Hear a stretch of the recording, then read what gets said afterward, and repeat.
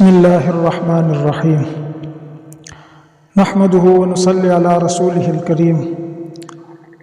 والصلاة والسلام علی رسول اللہ اما بعد فاعوذ باللہ من الشیطان الرجیم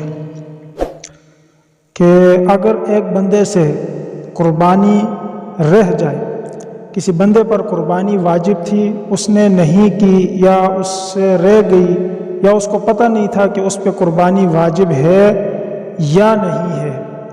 تو اسی سلسلے میں اس نے قربانی چھوڑ دی، تو آیا اس کا حکم کیا ہے؟ اس کی قضا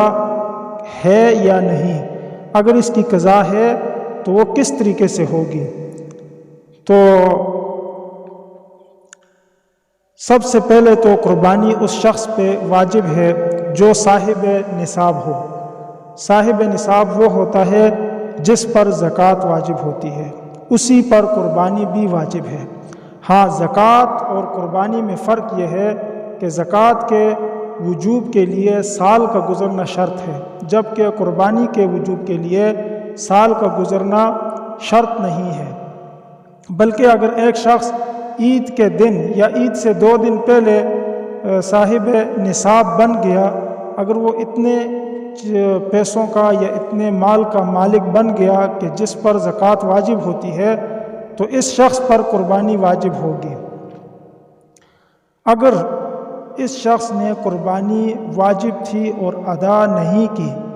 تو پھر کیا کرے گا؟ تو اس کی صورت یہ ہے کہ یہ شخص ایک متوسط بکرے کی قیمت یا قربانی کے اندر جو حصہ ڈالتے ہیں، اس حصے کی قیمت یہ غرباء میں تقسیم کرے گا، اس کے بقدر پیسے یہ غریبوں میں تقسیم کرے گا۔ اب اس کی قضا ایسے نہیں ہو سکتی کہ یہ اگلے سال عید کے موقع پہ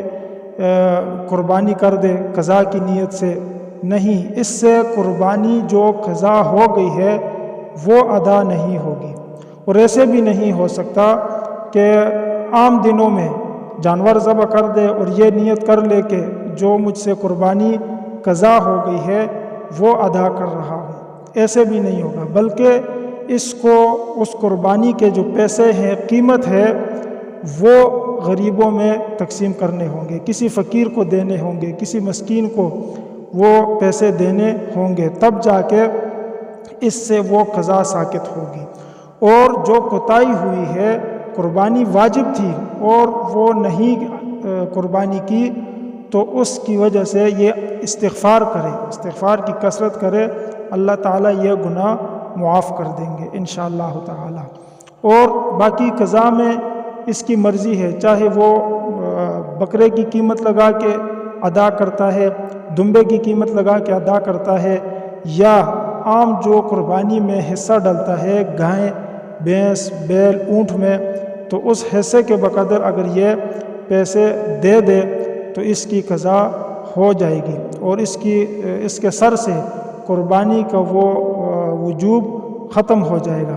اور اس کے ساتھ استغفار کی کثرت کرے تاکہ قربانی نہ کرنے کی وجہ سے جو گناہ ہوا ہے وہ گناہ اللہ تعالیٰ معاف فرما دے۔